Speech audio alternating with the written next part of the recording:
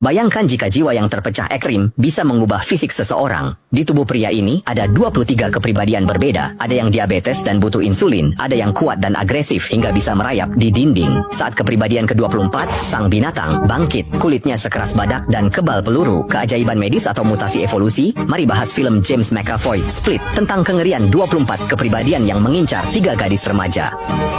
Saat Casey kembali membuka matanya, mereka sudah terjebak di ruang bawah tanah yang tertutup rapat tanpa jendela. Para gadis itu sangat ketakutan dan saling berpelukan saat penculik mereka masuk. Pria itu tanpa ekspresi, ia membersihkan permukaan kursi dengan sangat teliti sebelum perlahan duduk. Obsesi terhadap kebersihan ini menunjukkan bahwa ia menderita gangguan yang parah. Kepribadian ini bernama Dennis, salah satu pengendali terkuat dan tergelap yang memilih korbannya layaknya sebuah barang dagangan. Dari ketiga gadis itu, pandangannya akhirnya berhenti pada Marcia yang mengenakan stocking hitam. Teriakan Marcia buat Casey panik, tapi Dennis yang jijik melemparnya balik ke ruang bawah tanah. Mungkin karena saran Casey atau karena takut, Marcia mengompol. Bagi Dennis si gila kebersihan, ini sangat mengganggunya. Tak lama, Dennis kembali. Kali ini, dia tidak menyiksa, melainkan membawa alat pembersih dan memaksa para gadis mengepel lantai. Dia menyebut mereka santapan suci dan berjanji takkan menyentuh mereka lagi. Istilah itu terdengar seperti ritual sekte, seolah mereka persembahan tingkat tinggi, bukan sekadar pelampiasan. Saat para gadis bingung, terdengar langkah sepatu hak dari luar. Mereka segera ke celah pintu dan berteriak minta tolong. Namun, saat pintu terbuka, suasana membeku. Ternyata si pria botak lagi. Bedanya, kali ini dia berpakaian wanita, sweater rajut leher tinggi yang tampak lembut. Para gadis benar-benar terkejut. Ini sebenarnya apa? Permainan peran aneh, usai menenangkan mereka. Patricia menutup pintu. Namun hal itu justru memicu rasa tidak nyaman, bahkan melebihi kekerasan Dennis tadi. Malam tiba, Anna... Temannya membangunkan Anna. Saat bangun, ia melihat si botak duduk di depan pintu sambil tersenyum dan bergumam tak jelas. Sadar ada peluang kabur, Anna minta bantuan kepribadian anak itu, tapi ditolak. Saat si botak hendak menutup pintu, Anna tak mau menyerah. Ia mengaku tahu sebuah rahasia yang memicu rasa penasaran si anak. Akhirnya, ia pun mendekat untuk menyimak ucapan Anna. Tapi setelah mendengar itu, kepribadian anak tersebut tampak marah. Kemudian ia membalikan badan dan berlari keluar rumah. Meskipun mereka tidak berhasil memanfaatkan kepribadian anak-anak untuk melarikan diri, mereka tetap mendapatkan informasi yang berguna dari mulutnya. Ruang rahasia ini dibangun sementara untuk menculik mereka, sehingga seharusnya masih ada banyak celah di dalam ruang rahasia ini.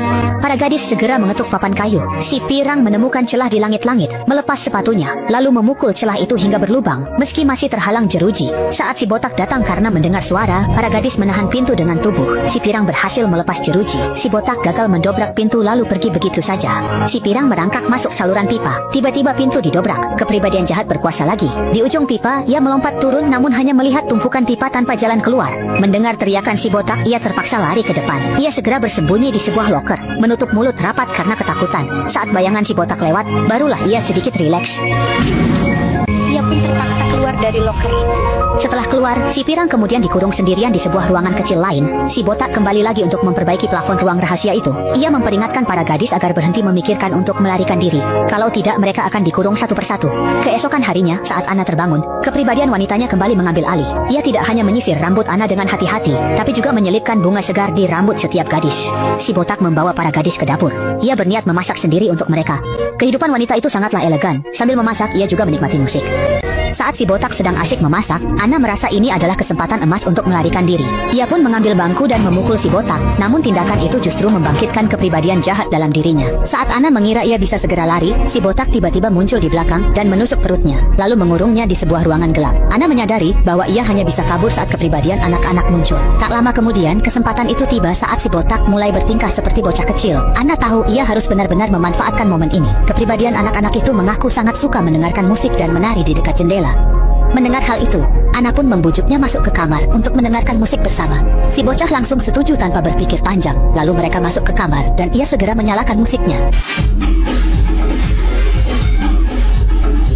Usai makan, Anna mencari jendela, tapi itu cuma gambar dinding. Mana mungkin bisa kabur? Anna putus asa. Ia jujur pada kepribadian anak-anak, tapi mereka takut pada sosok jahat dan menolak. Setelah Anna memohon, si botak memberi walkie-talkie. Saat Anna memutar tombol, terdengar suara asing. Namun saat hendak minta tolong, kepribadian anak malah merebut alat itu. Anna terpaksa menamparnya agar tenang. Tiba-tiba si botak keluar ruangan dengan aneh. Saat Anna panik minta bantuan, si botak menyerang lagi, tapi karena dikendalikan kepribadian anak, Anna lepas dari ikatan. Ia mengambil walkie-talkie untuk minta tolong, namun kepribadian jahat merebut merebut kendali. Ana terpaksa menyerahkan alat itu lalu dikurung di ruang gelap. Saat si botak pergi, Ana memungut sekrup di lantai dan menyembunyikannya. Sementara itu, psikolog menerima pesan minta tolong. Yakin itu dari kepribadian utama, ia segera naik taksi ke rumah si botak dan berpapasan dengannya saat hendak keluar.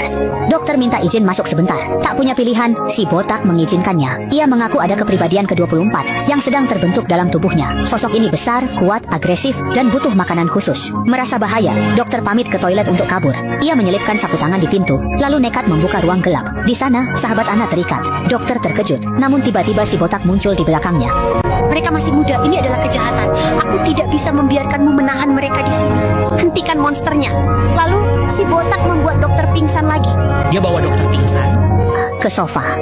Saat sadar, si botak menghilang. Dokter berusaha menulis informasi penting di kertas. Tiba-tiba, bayangan melintas di belakangnya. Sambil memegang pisau buah, ia melihat kengerian. Tubuh si botak membesar dengan otot menonjol dan pembuluh darah yang jelas. Napasnya bak binatang buas. Si botak memeluk dokter dari belakang, meremas lengannya kuat-kuat. Dokter menusukkan pisau, tapi pisaunya patah tanpa melukai tubuh itu. Saat pelukan mengencang, dokter tewas mengenaskan. Sementara itu, Ana kabur memakai sekrup. Saat hendak menolong, ia melihat temannya sudah tak bernyawa. Pemandangan itu membuatnya mundur ketakutan. Namun ia tak berani bersuara.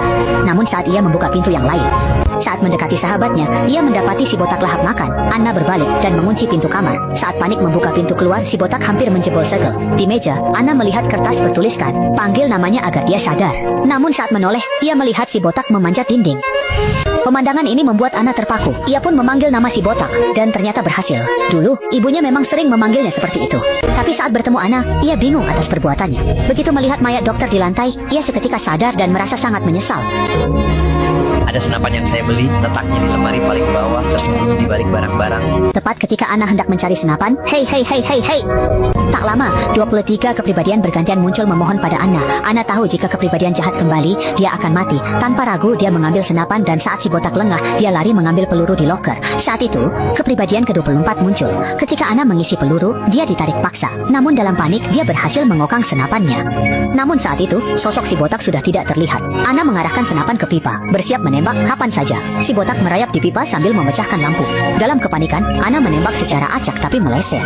Ia segera mengunci diri dalam kandang besi, menunggu kedatangan si botak dengan sisa 2 peluru. Ana menembak lagi hingga monster itu jatuh. Mengira lawan lumpuh, ternyata pelurunya sama sekali tidak berpengaruh. Tak disangka, si botak bangkit dan berhasil membongkokkan kandang besi itu dengan tangan kosong. Namun tiba-tiba, si botak menghentikan aksinya ketika ia melihat perut Ana yang penuh dengan bekas luka. Ana bingung, si botak lalu hilang di kegelapan. Entah mengapa serangan berhenti, ia pun selamat. Tak lama, Ana ditemukan dan ditolong. Ternyata, tempat itu kebun binatang.